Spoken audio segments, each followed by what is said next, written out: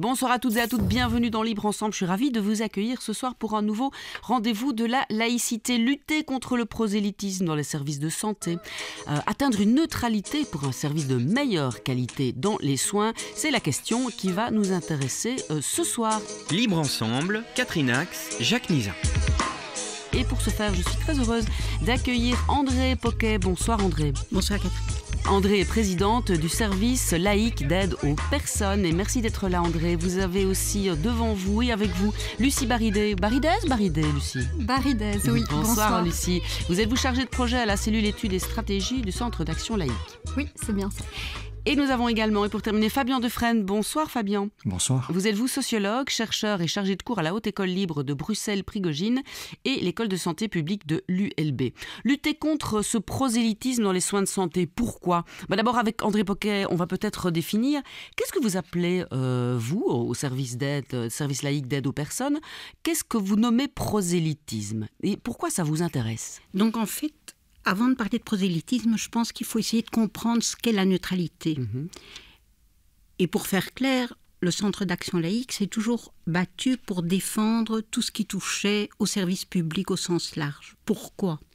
Mais parce que par rapport à nos valeurs, nous souhaitons vraiment défendre un accès égalitaire pour tous, dans le respect des libertés de chacun et dans un concept de solidarité. Et quand on dit cela, on se dit que pour que chacun de nous, avec ses propres réalités philosophiques, religieuses, etc., puisse bénéficier de toute cette égalité, il faut vraiment se battre pour la neutralité. Alors c'est plus vite dit que fait, évidemment, parce que la neutralité, on a tous notre histoire, nos croyances, nos cadres philosophiques, etc. On n'est pas si neutre qu'on ne le pense. Et donc on n'est pas réfléchit. aussi neutre. Mais au fond, est-ce grave? L'important est de savoir que quand on est aidant, on est là pour laisser toute la place à l'usager de soins, au patient, pour prendre, lui, les rênes de ses choix à lui. Et donc, nous, en tant qu'aidants, on va au contraire rester en retrait, en respectant évidemment nos valeurs, mais sans faire présager nos propres priorités sur le patient. Ça, c'est un des points. Alors, quand on comprend ce qu'est le concept de neutralité, on peut se dire, le prosélytisme, qu'est-ce que c'est? Parce que comme tu le disais bien, évidemment, personne de nous n'est neutre, mais le prosélytisme, c'est une étape en plus. C'est une forme d'action, en fait. C'est une action pour convertir, pour conduire l'autre à nos propres croyances. Et donc, tu peux imaginer que dans la relation d'aide, dans tout ce qui est approche clinique, bien sûr, quels que soient les choix, les décisions que l'un ou l'autre prend, nous ne sommes pas là pour l'orienter vers nos chemins à nous, mais de l'aider à comprendre et à rester sur ses propres priorités à lui. Pour que nos auditeurs sachent dans quelle pièce ils jouent, et vous jouez, André, vous êtes président donc, du service laïque d'aide aux personnes, c'est quoi exactement? Dans quel domaine? De quoi parle-t-on quand on parle de soins et d'aidants? Alors, la relation de soins, quand on dit ça, monsieur et madame tout le monde, on voit un petit peu le curatif, le soin, le care. On peut vraiment élargir cette approche. D'abord, on va parler des droits des patients. Il y a toute une réflexion pour faire bouger les lignes, puisqu'on vient de fêter les 20 ans des droits des patients. Mais le patient doit être vraiment pris au sens bénéficiaire de soins. Ça veut dire que monsieur et madame tout le monde, nous sommes tous bénéficiaires de soins. Que ça soit dans une logique de prophylaxie, de prévention, curatif évidemment que nous connaissons, revalidation, etc.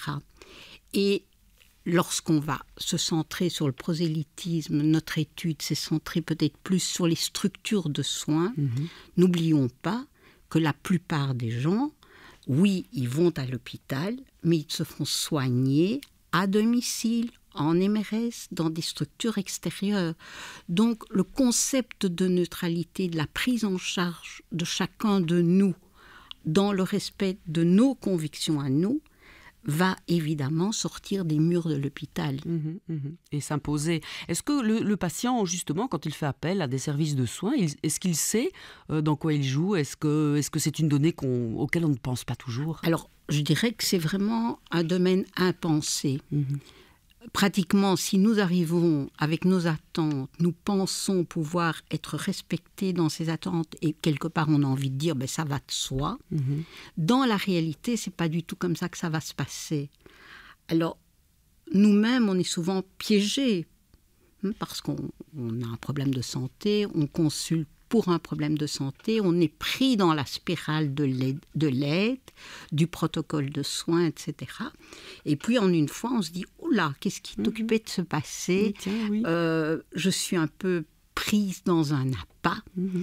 Comment regarder mes vrais choix, faire respecter mes vrais choix, prendre l'énergie nécessaire parce pour que souvent on est en moi. position de faiblesse aussi, on est soit malade, soit en tout cas, oui, si on ne va pas là ses soins, c'est qu'on n'est pas en pleine forme. Et donc quelque part, il y a d'abord, comme tu le soulignes, on est en situation de vulnérabilité, de fragilité, où on cherche quelqu'un qui va nous aider, donc on est déjà prêt à lâcher du lest, et puis en une fois on se dit « Oula, je suis dans la spirale, comment faire pour regarder ?»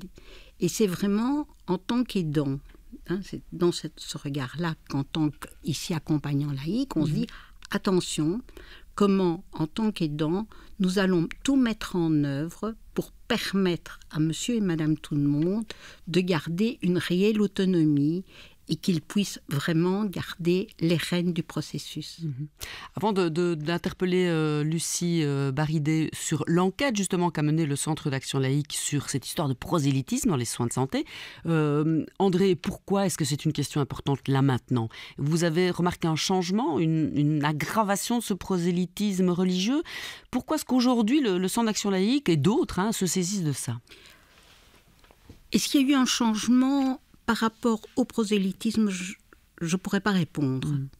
Par contre, une aggravation? Il y a une aggravation du cadre de vie du milieu hôpital, qui est de plus en plus un monde en crise, tout azimut, je dirais, au niveau de la carence du personnel, de la charge de travail, etc., etc. Et quand on se dit ça, bien sûr, on se dit il y a un manque de moyens, il y a un manque de personnel, il y a un manque de formation. Je dirais qu'on est prêt à mettre évidemment d'autres priorités. C'est un peu ça qui se passe. Où je me dis, quand j'arrive dans des structures de soins en disant à des collègues, infirmiers, médecins, oui, quand même, attention, il y a les droits des patients, il y a l'évolution, ils ne me contrarient pas, ils disent même que j'ai raison. Mais ils me disent, écoute, honnêtement, on a d'autres priorités. Ah oui, voilà, c'est ça. C'est quand, évidemment, rien ne va plus ailleurs que tu ne vas pas arriver avec un problème d'une croix, de ceci, d'un foulard, de prosélytisme. On verra ça plus tard, c'est pas grave. C'est pas grave. En fait, si, évidemment, parce qu'on se rend compte que... Donc là, le terrain est glissant, évidemment. Oui, voilà. Lucie Baridé, justement, alors, qu'est-ce que c'est que cette enquête qui a été lancée par le Centre d'Action Laïque, que vous avez présentée dernièrement? Quel a été le modus operandi? Comment avez-vous réalisé cette enquête et pourquoi? Alors, je vais commencer par répondre à la question du pourquoi. Donc, comme André le disait, il y a un véritable impensé en fait sur la question du prosélytisme. Donc, nous, au CAL, on a été interpellés par différents témoignages un peu éparses dans notamment les maisons de repos qui... nous semblait complètement problématique parce que selon nous, ça s'apparentait à du prosélytisme. Sauf que quand on a un peu cherché à s'outiller sur la question, là, on s'est vraiment retrouvé démunis, c'est-à-dire que dans la recherche scientifique, on a trouvé peu d'études qui s'intéressent au phénomène. Et alors aussi, il faut rappeler qu'en Belgique, on ne dispose pas d'un cadre légal qui permet de lutter contre le prosélytisme, et donc il n'y a pas de définition vraiment juridique. Alors, on a voulu initier une première enquête pour pouvoir visibiliser un peu le phénomène, mais surtout poser en fait un modèle de pensée qui permet d'aller plus loin dans la visibilisation et la question du prosélytisme dans les soins de santé. C'est un peu une première, on va dire. Il y aura sans doute une suite, en tout cas. Vous avez voulu aller y voir de plus près, en quelque sorte. Voilà, c'est exactement ça. Et qui êtes-vous allé voir, alors ? Donc, on s'est intéressé, on a centré notre échantillon d'enquête sur les accompagnants laïcs, qui travaillent au service laïque d'aide aux personnes. Et en fait, on a, donc sur la méthodologie, on a constitué 3 focus group qu'on a pu constituer d'abord par un questionnaire qu'on a distribué auprès de tous les accompagnants, d'abord pour savoir si la question du prosélytisme les interpellait, en fait. Ils s'en saisissaient dans leur quotidien, leur travail. C'est ça, exactement. Et grâce à nos questionnaires, on a pu constater que oui, la question était tout à fait pertinente.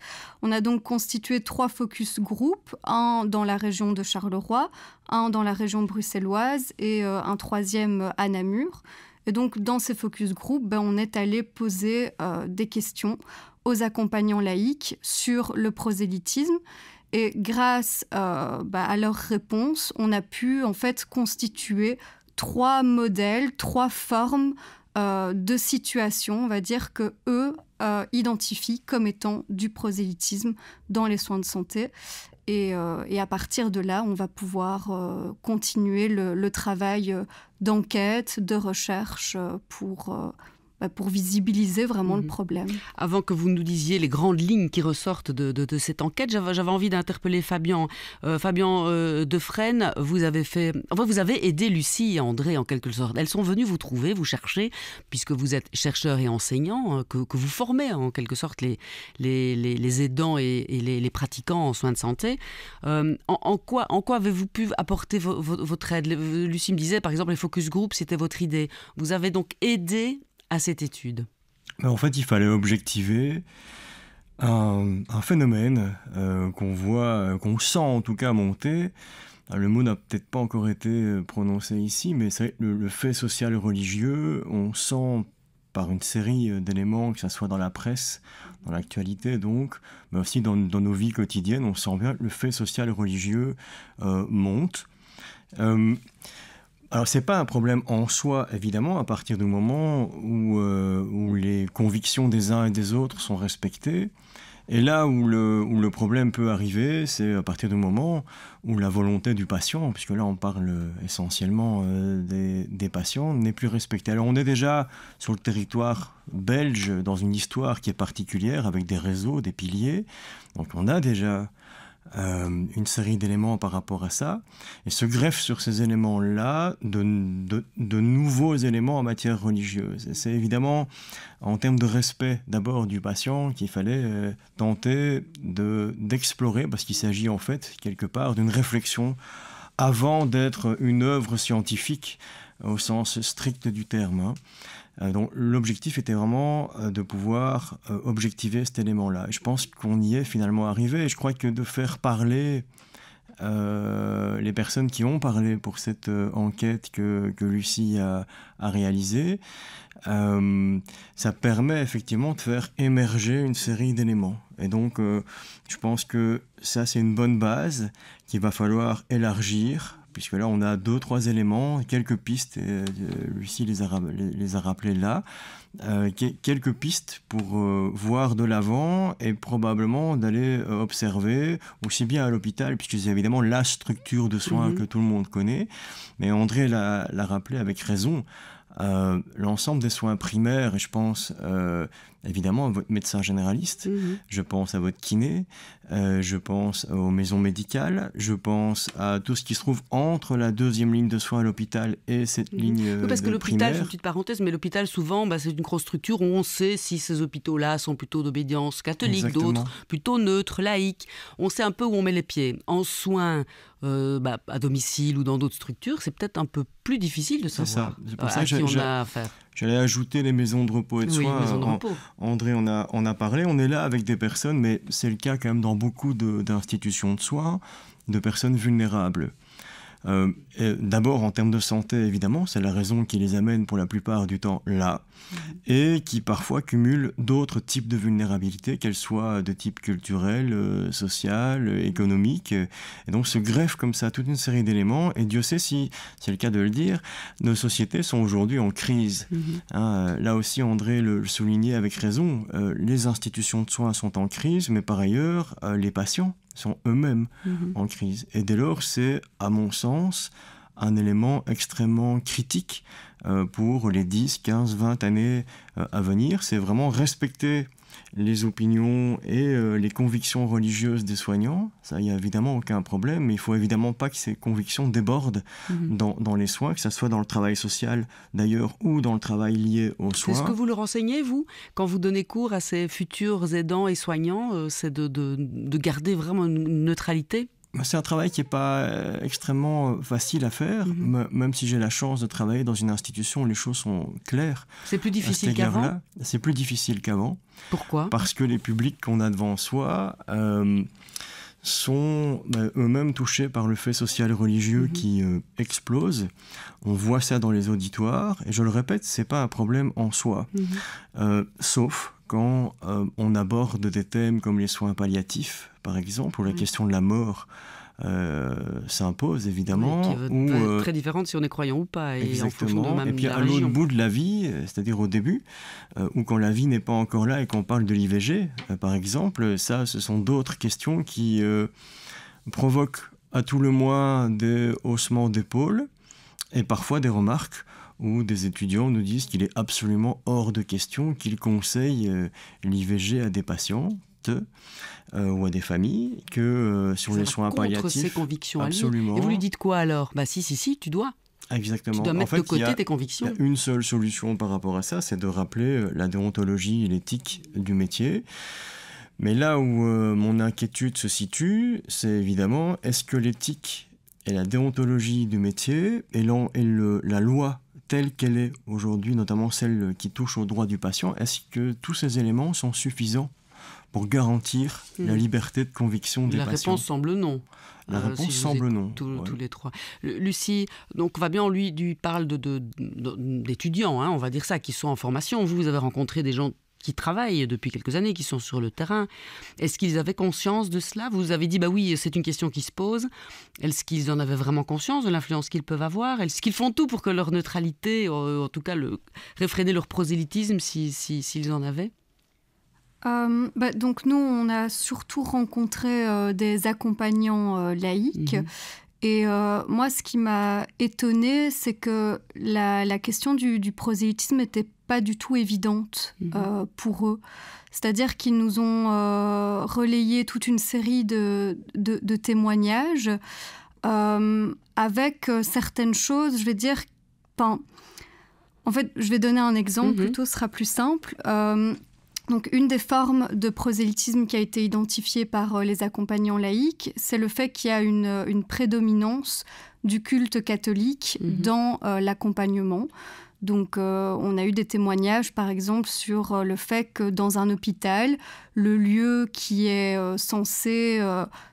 qui est dédié à l'accompagnement, donc à toutes les formes d'accompagnement, catholique, laïque, musulmane et autres, en fait, c'est une chapelle. Qui est une chapelle catholique. Voilà, c'est ça, une chapelle catholique. Et les accompagnants laïcs ont dû se battre, en fait, pour que cette chapelle devienne un lieu neutre. Et on voit, en fait, qu'il y a un laxisme un peu institutionnel face à ce type de situation. Parce que, en fait, c'est normal que ce soit les catholiques qui soient les plus présents. Et on s'est habitué, en fait, à ce que les soins de santé soient régis par des normes religieuses catholiques. Quoi, voilà, c'est ça. Ça fait partie de la tradition. Et donc, on ne s'interroge plus, quoi. On n'a peut-être pas... Alors, comme disait André, on n'a pas les moyens de s'interroger, ou alors c'est pas le sujet principal, il passera par la suite, ou bien non, on n'y touchera jamais, même si on a les moyens. Ça, on verra. Vous allez dire. Parce que pour autant, il y a aussi un prosélytisme laïque qui peut s'instaurer. André, vous voulez réagir? Mais je voulais réagir à ce que disait Fabien, parce que, bon, bien sûr, je reprends la première phrase, on n'est pas neutre en tant qu'aidant. Donc un prestataire de soins peut faire exercer sa liberté de conscience. Le cadre juridique nous le permet. Ce qui est illégal, c'est qu'une institution se dise contre... L'institution, par définition, n'a pas de conscience. Et donc, quand une structure dit « oui, mais chez nous, on ne fait pas d'avortement, on ne fait pas d'euthanasie » ou d'autres, parce qu'il y a quand même... toute relation d'aide est quand même porteuse de valeurs éthiques, et ça vaut la peine de voir de quoi on parle. Donc, l'institution ne peut pas se dire avec une conscience catholique, musulmane, politique ou autre. C'est là que se situe le problème. Alors, on réalise que le terrain est glissant. Parce que si on me dit « ah oui, mais moi, je n'ai aucune infirmière qui n'est pas catholique ou qui n'est pas musulmane ou qui n'est pas ceci », alors on ne sait pas fonctionner. Ça, c'est une responsabilité de direction d'hôpital. D'avoir des gens qui sont capables de donner l'ensemble des soins dans un service public, et cela de la conception à la mort. Alors pour reprendre ta phrase, mais au fond, est-ce qu'il n'y aurait pas un prosélytisme athée? C'est une question importante, évidemment. On n'est pas là pour faire prévaloir nos valeurs plus que les autres valeurs. Voilà. Exactement. On cadre les autres, mais nous, on peut. Non. Ça ne tient pas la route. Non. Donc, clairement, nous sommes là en tant que laïcs, pas en tant qu'athées. Et être laïque, c'est respecter toutes les convictions philosophiques et religieuses de manière à ce que chacun ait sa juste place dans une société où on va tout mettre en œuvre pour se centrer sur le vivre ensemble. Oui, moment suspendu, parce que j'allais me retourner vers Lucie, qui va ajouter. Oui, moi je veux rajouter que le laïc, en fait, n'est pas là pour faire passer ses propres convictions à lui, il est là pour que les convictions du patient soient respectées au sein des institutions et au sein de son parcours de soins. Donc, pour moi, voilà, il ne peut pas y avoir vraiment de prosélytisme laïque, parce que le laïque est vraiment là pour faire le lien, en fait, afin de s'assurer que ce soit les choix, les convictions du patient qui priment. J'allais y venir, parce qu'évidemment, dans le but, tout ça, et vous trois, vous y travaillez, d'une autonomie totale du patient. Le patient doit rester autonome dans ses choix et dans les actions qu'il pose, en fin de vie, en milieu de vie, que sais-je, à toutes les étapes de la vie, en fait. C'est pour ça qu'on se bat. Oui, bien sûr. Oui, c'est ça. Je veux dire que nous, en tout cas, notre souci, en tout cas, c'est vraiment toujours préserver l'autonomie du patient, faire en sorte qu'il puisse s'autodéterminer dans ses parcours de soins. Et donc, ça vaut autant pour les patients athées que pour les patients catholiques. Si un patient catholique veut faire valoir ses convictions dans son parcours, nous, en tant que laïcs, on est là aussi pour que ces choix soient respectés. Voilà. Revenons à l'enquête et pour en terminer dans les grandes lignes, qu'est-ce qui vous a surprise dans ce que vous avez récolté, en tout cas comme réponse, comme réflexion après tous les focus group et l'analyse de ces données? Donc oui, j'y ai déjà partiellement répondu sur la première forme de prosélytisme identifiée par les accompagnants laïcs, donc le fait qu'il y ait une prédominance du culte catholique dans l'accompagnement moral et spirituel. Voilà, là, ce qui me surprend, c'est vraiment ce laxisme institutionnel, c'est-à-dire qu'on laisse en fait les accompagnants s'auto-gérer. Donc, pour vous donner un exemple de nouveau, on a eu un témoignage sur une institution de soins où en fait c'est l'aumônerie catholique qui trie toutes les demandes d'accompagnement. Et donc, forcément, ça crée des petites, des problèmes en fait dans le relais des demandes. Et l'institution ne se préoccupe absolument pas du tri de ces demandes ou n'apporte pas en fait de solution pour que ce soit réglé autrement que par l'aumônerie catholique. Donc voilà, ça c'est un des premiers points qui m'a surprise. Un autre point, donc c'est sur la deuxième forme de prosélytisme identifiée par les accompagnants. Donc ils nous ont relayé toute une série de situations où clairement on voit que les convictions religieuses du personnel vont primer sur l'intérêt du patient. Et là, je pense à un témoignage qui m'avait fortement marqué. C'est une dame âgée qui est en demande d'euthanasie. Elle est accompagnée de sa famille qui la soutient. Et en fait, là, c'est les infirmières qui font pression à l'hôpital pour que sa demande ne soit pas reçue.